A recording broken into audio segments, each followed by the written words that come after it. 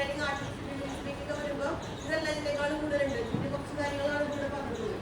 Okay, ഇതൊക്കെ libraries ആണ്. നമ്പൈ just ഒരു ഇൻട്രൊഡക്ഷൻ ഇതുപോലെയാണ്. നമ്പൈ മീൻസ് ന്യൂമറിക്കൽ പൈത്തൺ, അതായത് നമ്പേഴ്സുമായിട്ട് ബന്ധപ്പെട്ടിട്ടുള്ള കാര്യം. നിങ്ങൾ പൈത്തൺ പഠിച്ചിട്ടുള്ള ലിസ്റ്റ് പഠിച്ചിട്ടുണ്ടാവും. ലിസ്റ്റിനേക്കാളും 50 ടൈംസ് ഫാസ്റ്റർ ആണ് നമ്പൈ. വളരെയധികം ഡേറ്റ സ്റ്റോർ ചെയ്യുക. അതായത് നമ്മൾ ഈ വർക്ക് ചെയ്യാൻ പോകുന്നത് data ബേസിലല്ല, data സെറ്റിലാണ്.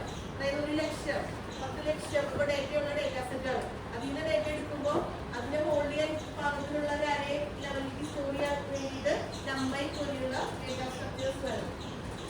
Pandas means panel data analysis എന്ന് പറയും. അതായത് നമ്മളൊരു കാര്യം ഈ പറഞ്ഞ 1,00,000 മുതലുള്ള ഡേറ്റാ സെറ്റിനെ റീഡ് ചെയ്ത് എടുക്കുക, അതിന് ഒരു ഡേറ്റ ഫ്രെയിം ആക്കുക, അതിന്റെ ഉള്ളിൽ നൾ വാല്യൂസ് ഉണ്ടാവാം, ബ്ലാങ്ക് വാല്യൂസ് ഉണ്ടാവും, അതിനെ പ്രീ പ്രോസസ് ചെയ്യുക. അങ്ങനെ കുറെ കാര്യങ്ങളാണ് ആക്ച്വലി പാണ്ടാസ് ചെയ്യുന്നത്. പിന്നെ വിഷ്വലൈസിംഗ് ആണ് ആക്ച്വലി മാത്മോളജി. ഗ്രാഫ് വരയ്ക്കുക.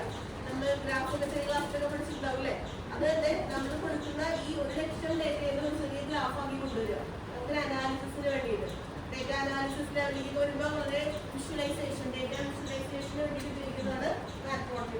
അതുപോലെ സ്കൈക്കിറ്റിൽ കുറെ അൽഗോരിതംസ് ലെവലിലേക്ക് ചെയ്യാൻ വേണ്ടിയിട്ട്, അൽഗോരിതം നമ്മുടെ അൽഗോരിതം ഫ്ലോ ചാർട്ട് അല്ല, സ്പെഷ്യൽ ലേണിംഗ് അൽഗോരിതംസ് ഉണ്ട്, അതിലേക്കൊക്കെ വേണ്ടിയിട്ട് യൂസ് ചെയ്യുന്നതാണ്.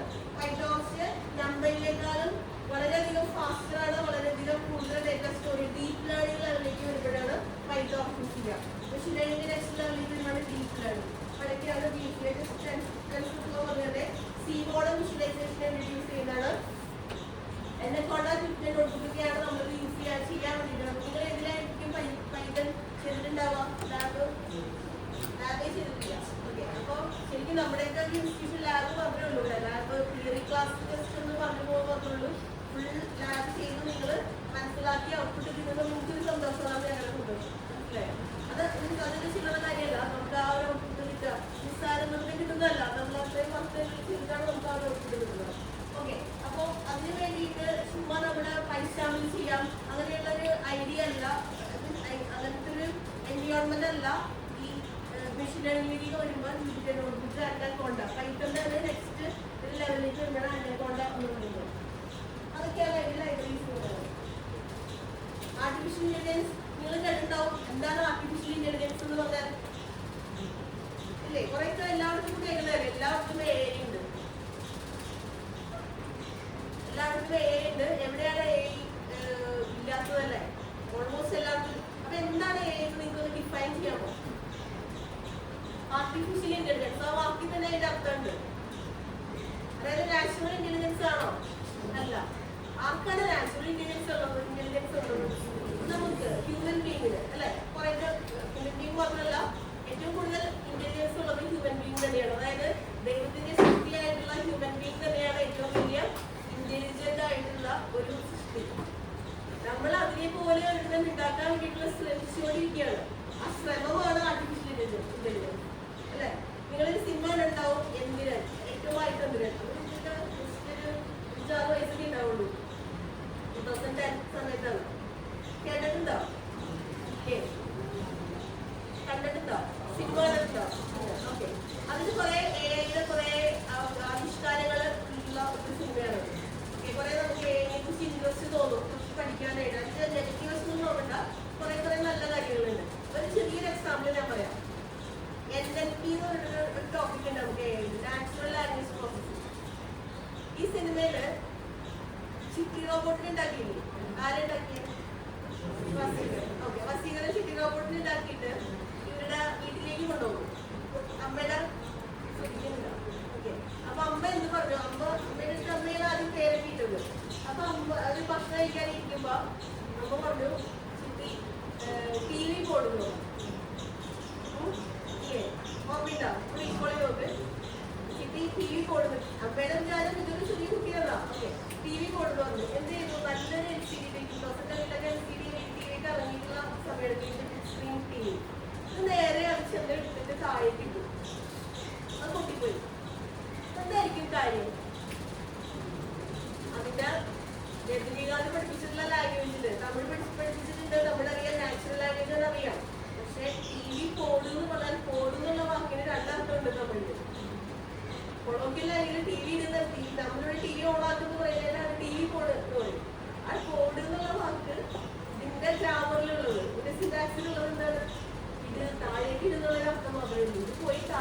ഫീൽഡ്. മനസ്സിലായി? അപ്പൊ ഇതിന്റെ ഒരു അപാകതയാണ് നാച്ചുറൽ ലാംഗ്വേജ് പ്രോസസ്സിംഗ്. അപ്പൊ നമ്മള് ഒരു സിസ്റ്റത്തില് നമ്മളുടെ ഭാഷ പഠിപ്പിക്കുകയാണ്. ഓക്കെ, അതൊക്കെ അതിനുള്ളിൽ വരുന്നൊരു ഭാഗമാണ് NLP അല്ലെങ്കിൽ നാച്ചുറൽ ലാംഗ്വേജ് പ്രോസസ്സിംഗ്. അതുപോലെ കമ്പ്യൂട്ടർ വിഷൻ കണ്ടിട്ട് ഇതിനൊക്കെ വെക്കാൻ ഉണ്ടെങ്കിൽ ഞാൻ നിങ്ങളെ കാണിച്ചു തരായിരുന്നു. ജസ്റ്റ് കണ്ട് നമുക്ക് മനസ്സിലാകാവുന്ന രീതിയിലുള്ള, നമുക്കല്ല സിസ്റ്റത്തിന് മനസ്സിലാവുക. അപ്പൊ എന്ന് പറഞ്ഞാൽ നമ്മളൊരു ഹ്യൂമൻ ബീയിങ് ചെയ്യാൻ പറ്റുന്ന എല്ലാ കാര്യങ്ങളും ഒരു സിസ്റ്റത്തിലേക്ക് ഇൻകോർപ്പറേറ്റ് ചെയ്യാൻ വേണ്ടിയിട്ട് നമ്മൾ ശ്രമിച്ചുകൊണ്ടിരിക്കുകയാണ്. അത് നാച്ചുറൽ അല്ല, ആർട്ടിഫിഷ്യൽ ആണ്. അതുകൊണ്ട് തന്നെയാണ് ആർട്ടിഫിഷ്യൽ ഇന്റലിജൻസ് എന്ന് പറയുന്നത്. അതിന്റെ ഒരു മുന്നോടിയാണ് മെഷീൻ ലേണിംഗ്. മെഷീനെ പഠിപ്പിക്കണ്ടേ അല്ലേ? ഇപ്പൊ ഡെയിലി നിങ്ങൾക്ക് ക്ലാസ് കോളേജിലേക്ക് വരുമ്പോൾ എങ്ങനെയാ, നിങ്ങൾ ബൈക്കിലാണോ ബസ്സിലാണോ എങ്ങനെയാണ് എനിക്കറിയാം എങ്ങനെയാ വരേണ്ടത്. അത് എന്തുകൊണ്ടാണ്? അതൊരു എക്സ്പീരിയൻസ് അല്ലെ, എനിക്ക് അത്ര ഏജായി അത്രയും കണ്ടുള്ള എക്സ്പീരിയൻസ്. അപ്പൊ നമ്മള് കണ്ട് മനസ്സിലാക്കുക. നമ്മളിപ്പോ സിനിമ കണ്ടു, ആ കണ്ട സിനിമ ഒരു ഫ്രണ്ടിന് പറഞ്ഞു കൊടുക്കാൻ അത് നമുക്കേ പറ്റുള്ളൂ, ഒരു മെഷീനത് പറ്റില്ല. അപ്പൊ നിങ്ങൾ ആലോചിച്ച് നോക്കിയാൽ ദൈവത്തിന്റെ എത്രത്തോളം കാര്യങ്ങൾ നമ്മൾ എത്രത്തോളം അനുഗ്രഹീതരാണെന്ന് ആലോചിച്ച് നോക്കിയാൽ അല്ലെ, അതൊന്നും സാധാരണ ഒരു മെഷീന് പറ്റില്ല. അപ്പൊ ഈ എക്സ്പ്ലനേഷൻ, കണ്ട് മനസ്സിലാക്കുക, അണ്ടർസ്റ്റാൻഡിങ്, എക്സ്പ്ലനേഷൻ അപ്പൊ അതിനൊക്കെ ആ ഒരു കാര്യങ്ങൾ നമുക്ക് ഇതിലേക്ക് ഇൻകോർപ്പറേറ്റ് ചെയ്യാൻ വേണ്ടിയിട്ട് നമ്മൾ ശ്രമിച്ചുകൊണ്ടിരിക്കുകയാണ്. അപ്പൊ സിസ്റ്റത്തിൽ നമുക്ക് പഠിപ്പിക്കണം. ആ പഠിപ്പിക്കാൻ വേണ്ടിയിട്ട് മെഷീൻ ലേണിംഗ് ആണ്. നമ്മൾ AI പഠിക്കാൻ വേണ്ടിയിട്ട് ഫസ്റ്റ് സ്റ്റെപ്പ് എന്ന് പറയുന്നത് മെഷീൻ ലേണിംഗ് ആണ്. ഇവിടെ മെഷീൻ ലേണിംഗ് ഉണ്ട്. അതായത് നമ്മളിപ്പോൾ ഒരു കാര്യം നമ്മൾ ചെയ്യുന്നത്, ഒരു ടീച്ചർ നമ്മളെ പഠിപ്പിക്കുന്നു. നിങ്ങളുടെ ടീച്ചറുണ്ട്, നിങ്ങൾ ചെയ്യണത്, നിങ്ങൾ ഉദ്ദേശിക്കുന്ന കറക്റ്റ് ആണോ ഇല്ല എന്നൊക്കെ നിങ്ങൾക്ക് പറഞ്ഞു തരുന്നൊരു ടീച്ചറുണ്ട്. നിങ്ങൾ ലേൺ ചെയ്യാണ് സംതിങ് ലേണിംഗ് പൈത്തൺ പഠിച്ചുകൊണ്ടിരിക്കുമ്പോൾ നിങ്ങൾ പഠിക്കുന്നത് ശരിയാണോ ഇല്ല, നിങ്ങളുടെ ഇടയ്ക്ക് എക്സാം എടുത്തു, നിങ്ങളത് ഇവാലുവേറ്റ് ചെയ്തു, യൂണിവേഴ്സിറ്റി എക്സാമുകളുണ്ട്, ഇതൊക്കെ നിങ്ങളത് ഇവാലുവേറ്റ് ചെയ്യാൻ ഒന്ന് കറക്റ്റ് പറഞ്ഞാണോ ചെക്ക് ചെയ്യാൻ. അതിനെയാണ് സൂപ്പർവൈസ്ഡ് ലേണിംഗ് എന്ന് പറയുന്നത്. അതായത് സൂപ്പർവൈസർ ഗൈഡ് ചെയ്യൂ. നിങ്ങൾ പോകുന്നത് കറക്റ്റ് പറഞ്ഞാണോ, നിങ്ങൾ പഠിക്കുന്നത് കറക്റ്റ് ആണോ എന്ന് അറിയാനൊരു സൂപ്പർവൈസർ ഉണ്ട്. അതാണ് സൂപ്പർവൈസ്ഡ് ലേണിംഗ്. ഓക്കെ, ഇനി അൺസൂപ്പർവൈസ്ഡ് ലേണിംഗ് ഉണ്ട്.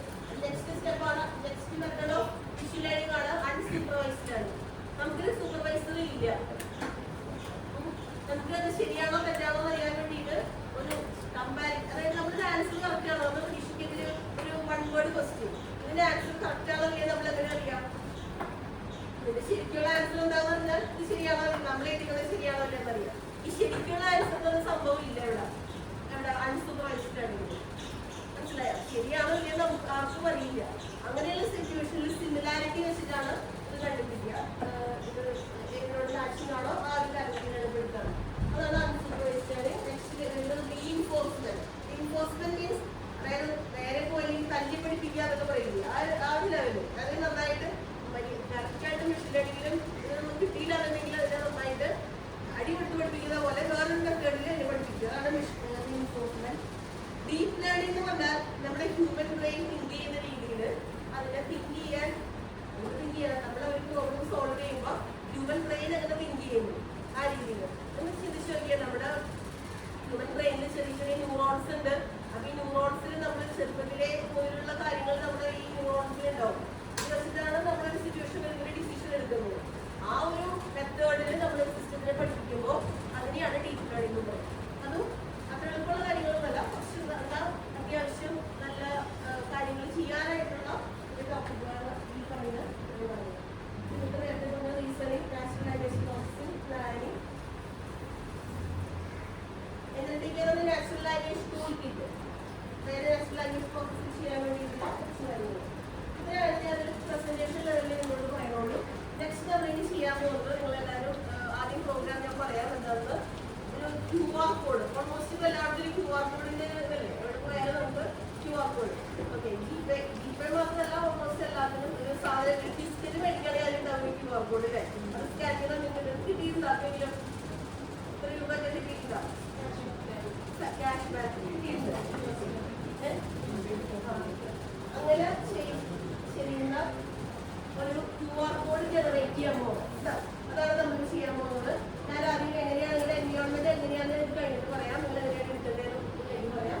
ഇപ്പോൾ ഞാൻ പറയാം ഗൂഗിൾ കൊളാബ് എന്ന് പറഞ്ഞിട്ടുള്ള ഗൂഗിളിൽ നമുക്ക് എല്ലാവർക്കും മെയിൽ ഐ ഡി ഒക്കെ ഓർമ്മയുണ്ടാവും, മെയിൽ ഐ ഡി പാസ്വേഡ് ഒക്കെ ഓർമ്മയുണ്ടാവും.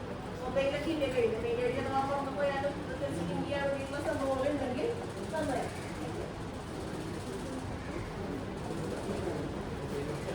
മൊബൈൽ യൂസ് ചെയ്യാൻ പാടില്ല അല്ലേ?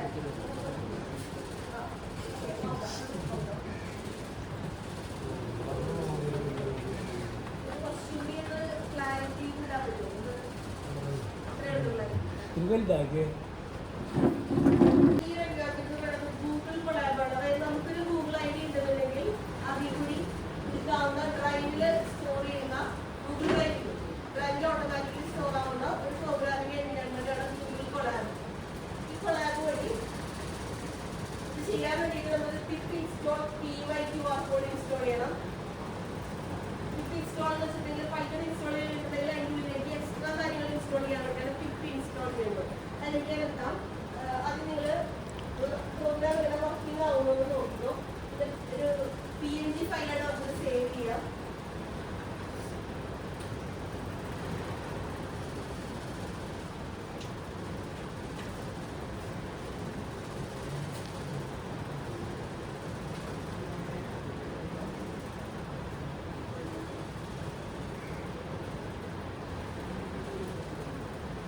പ്ലേ ബട്ടൺ പോലെയാണ്. അത് ക്ലിക്ക് ചെയ്താൽ ഉണ്ടാവും. നെറ്റ് കണക്ഷൻ വേണം. അത്ര പറഞ്ഞു.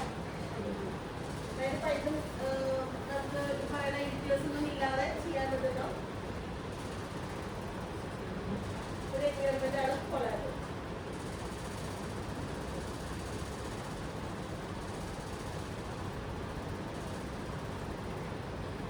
ഇതേപോലെയാണ് റൺ ചെയ്യുന്നത്. പ്ലേ ബട്ടൺ ചെയ്യുന്നെങ്കിൽ ഇതിനെ റൊട്ടേറ്റ് ചെയ്ത് എല്ലാവരും കംപ്ലീറ്റ് ആയിരിക്കും. ഇപ്പോൾ വരുന്നത് കംപ്ലീറ്റ് ആവും. ഓക്കെ, ഇനി ഞാൻ ഇതൊക്കെ നമ്മൾ ഇമ്പോർട്ട് ചെയ്ത നമുക്ക് ഇൻസ്റ്റോൾ ചെയ്ത രണ്ട് കാര്യങ്ങളാണ് PYQR കോഡും PYPNG. ഇത് ഇൻസ്റ്റോൾ ചെയ്തിട്ട് അത് ഇമ്പോർട്ട് ചെയ്യണം. നമ്മുടെ പ്രോഗ്രാം ചെയ്യുന്ന സെല്ലിലേക്ക് അത് ഇമ്പോർട്ട് ചെയ്യുക. അത് രണ്ടിനും ഇമ്പോർട്ട് ചെയ്ത് PYQR code PNG, PYQR code import ചെയ്തു. ഇനി ഇതാണ് ഞങ്ങളുടെ കമ്പനിയുടെ പേര്. ഇതിന്റെ സൈറ്റാണ് URL കൊടുക്കുന്നത്. Okay, www.easycourses.com. അപ്പോൾ ഞാൻ ഇതിന്റെ URL വെച്ചിട്ട് ഇതൊരു വേരിയബിളിലേക്ക് സ്റ്റോർ ചെയ്ത് വേരിയബിളിലേക്ക് സ്റ്റോർ ചെയ്തു. എന്നിട്ട് ഈ PYQR കോഡ്, ഏതാണ് PYQR കോഡ് എന്ന് നമ്മൾ ഇമ്പോർട്ട് ചെയ്തിട്ടുള്ള PYQR code. PYQR code create of friends കൊടുക്കുമ്പോൾ ഇതിന്റെ ഒരു QR കോഡ് ക്രിയേറ്റ് ആവും, ജനറേറ്റ് ചെയ്യും. എന്നിട്ട് URL ഒരു വേരിയബിളിലേക്ക് സ്റ്റോർ ചെയ്തു. എന്നിട്ട് SVG ഇമേജ് ആയിട്ടോ PNG ഇമേജ് ആയിട്ടോ നമുക്കത് എടുക്കാം. ഞാനിതൊന്ന് റൺ ചെയ്യാണ്. റൺ ചെയ്തിട്ടുണ്ടെങ്കിൽ ഈ സ്ഥാനത്ത് ഇവിടെയാണെങ്കിൽ ഔട്ട്പുട്ട് സ്റ്റോർ ആവുക. ഔട്ട്പുട്ട് വെച്ചിട്ടുണ്ടെങ്കിൽ ഫയല് ഇതൊരു ഫയലായിട്ടാണ് സേവ് ആയിട്ടുള്ളത്. SVG ഫയലും PNG ഫയലും. ഞാൻ ഈ PNG ഒന്ന് ഓപ്പൺ ചെയ്യാണ്. ഓപ്പൺ ചെയ്തിട്ട് എൻ്റെ മൊബൈലിൽ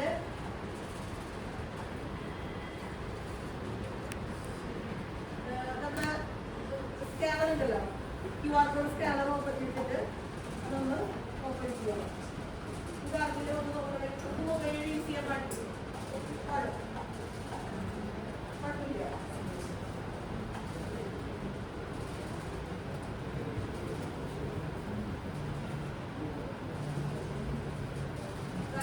സ്കാൻ ചെയ്തപ്പോൾ അതിന്റെ URL ഇവിടെ വന്നു, www.easycourses.com എന്നുള്ളത് വന്നു.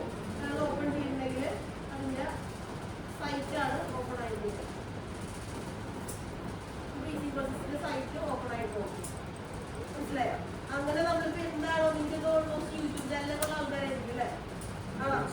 യൂട്യൂബ് ചാനലൊക്കെ ഉള്ളവരൊക്കെ എന്തെങ്കിലും ആക്ടിവിറ്റീസ്, എന്തെങ്കിലും നിങ്ങൾ വരയ്ക്കുക, പെയിന്റ് അടിക്കുക, ഈ ആർക്കില്ല യൂട്യൂബ് ചാനൽ ഡൗൺലോഡ് ആയിട്ടാ പറയണത്. നിങ്ങൾ എന്തെങ്കിലുമൊക്കെ ഒരു കൊറോണ ടൈമിലൊക്കെ പ്രശ്നം കാര്യങ്ങളൊക്കെ കുഴപ്പമുണ്ടാവാം ഇല്ലേ? അപ്പോൾ ഉണ്ടെന്നുണ്ടെങ്കിൽ നമുക്ക് അതിൻ്റെയൊക്കെ ആ URL കൊടുത്തിട്ടുണ്ടെങ്കിൽ അത് നമുക്ക് സ്കാൻ ചെയ്യാം. ഓക്കെ, അപ്പൊ അങ്ങനത്തെ ഒരു QR കോഡ് ജനറേറ്റർ ആണ്. അപ്പൊ ഒരു കാര്യം ചെയ്യാം, ഇത് നമുക്ക് സ്റ്റാർട്ട് ചെയ്യാം. സ്റ്റാർട്ട് ചെയ്ത് ചെറിയൊരു പ്രോഗ്രാമാണ്. ഞാൻ തുടക്കം മുതൽ തന്നെ വലിയൊരു മെഷീൻ ലേണിംഗ് വെച്ചിട്ട് നിങ്ങളെ പേടിപ്പിക്കാതിരിക്കാൻ ചെറിയൊരു പൈത്തൺ പ്രോഗ്രാമാണ് തുടങ്ങിയിട്ടുള്ളത് കേട്ടോ. അപ്പോൾ എല്ലാവരും സിസ്റ്റം ഓൺ ചെയ്ത് ഉണ്ടാവുകയായിരിക്കുമോ? ഗൂഗിൾ ക്രോം അതിലുണ്ടാവും. ക്രോം ഡബിൾ ക്ലിക്ക് ചെയ്ത് ചെയ്താൽ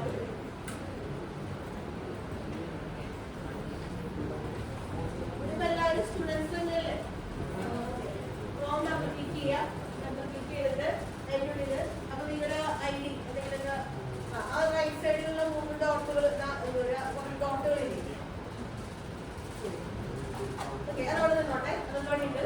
ഗൂഗിൾ കൊളാബ് എന്ന് ടൈപ്പ് ചെയ്ത് ഗൂഗിൾ കൊളാബ് നിങ്ങൾ ടൈപ്പ് ചെയ്ത് സ്പെല്ലിംഗ് പറയണോ വേണോ COLAB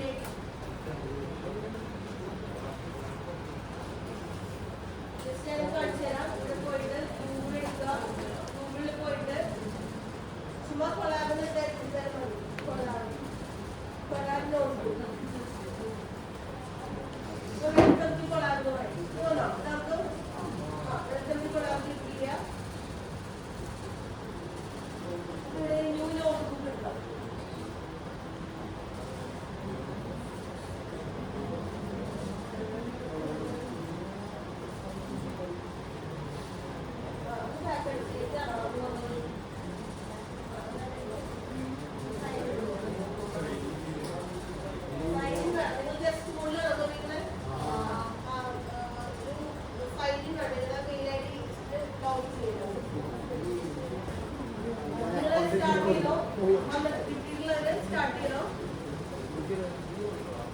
ആദ്യം ചെയ്യുന്ന ആളാണ് ഇത് തന്നെ വരുന്നതാണ് QR കോഡ്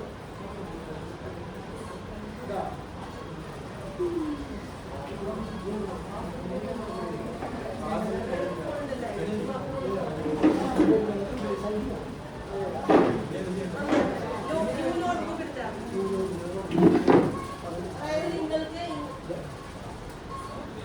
സ്ക്രീൻ ഇങ്ങനെ വന്നെങ്കിൽ ന്യൂ നോട്ട് ബുക്ക് എടുക്കുക അപ്പോൾ അൺടൈറ്റിൽഡ് നോട്ട് ആക്റ്റീവ് ആയിട്ട് വരും അൺടൈറ്റിൽഡ് കൊടുക്കുന്നോണ്ട് നമുക്ക് മാറ്റി കൊടുക്കാം ഇവിടെ കോഡിൽ ടൈപ്പ് ചെയ്യും ഇതാണ് കോഡ് ഞാൻ ആ ഷെയ്ഡ് ചെയ്തിരുന്ന കോഡാണ് മേടിക്കും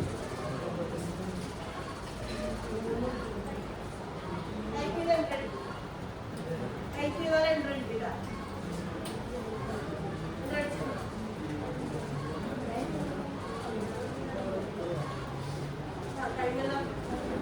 ഓക്കെ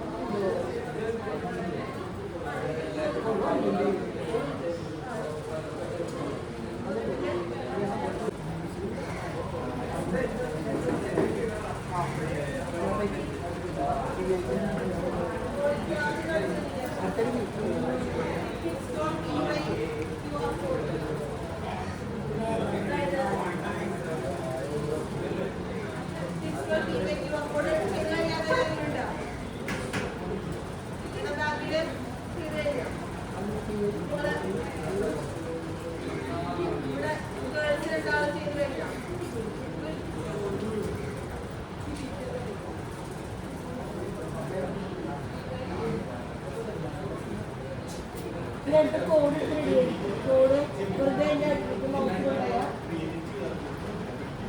കോഡ് കിട്ടും.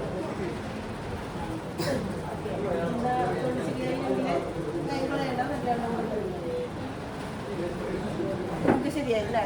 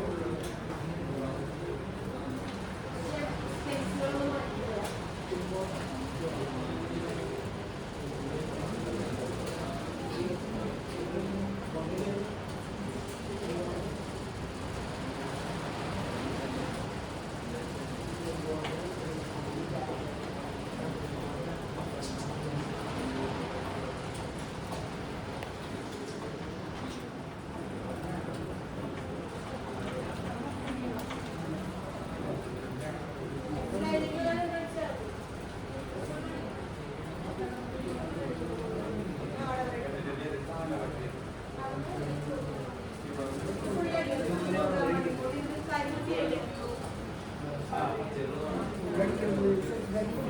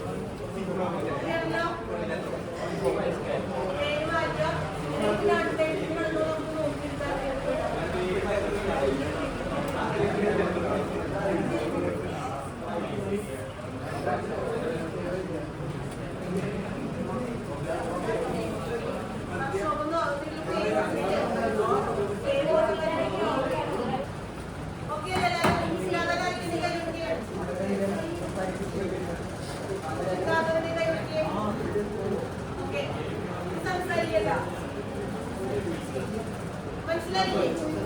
ഓർമ്മ എളുപ്പല്ലേ? ഓക്കെ, കുറച്ച് കൂടെ ഉള്ളൂ. അവിടെ എന്താ രണ്ട് കണ്ണാക്കി കിട്ടിയില്ലേ?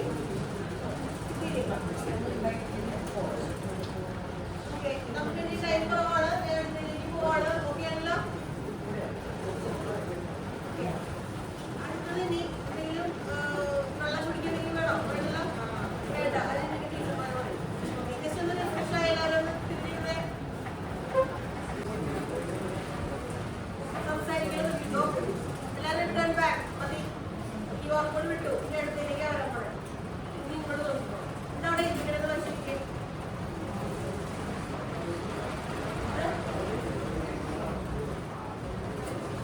ഒന്ന് വായിച്ചു ചെയ്യാം, ഒന്ന് വായിച്ചു ചെയ്യട്ടെ. Iris flower classification using machine learning. Iris flower കണ്ടിട്ടുണ്ടോ നിങ്ങളാരെങ്കിലും? നിങ്ങള് കണ്ടിട്ടില്ല? നമ്മുടെ നാട്ടിലൊരു മാത്രം iris flower കണ്ടിട്ടുണ്ടോ നിങ്ങൾ നോക്കിയിട്ട് പേര് മാത്രം അറിയാണ്ടുണ്ടാവുള്ളൂ. ഇത് നമ്മുടെ ഇവിടെയൊക്കെ ഉണ്ടാവുന്ന ഒരു പൂവാണ്. കാണിച്ചു തരാം. പൂവാണ്. ഓക്കെ, ആ പൂവിന്റെ പ്രത്യേകത ഇങ്ങനത്തെ ഒരു പൂവാണ്. കണ്ടിട്ടുണ്ടോ? ഓക്കെ, ഏറ്റവും വേഗം സൈഡിലേക്ക് നമ്മൾ കണ്ടിട്ടില്ലേ? അതല്ല, ഇത് ഐരിസ് ഒരു പൂവാണ്.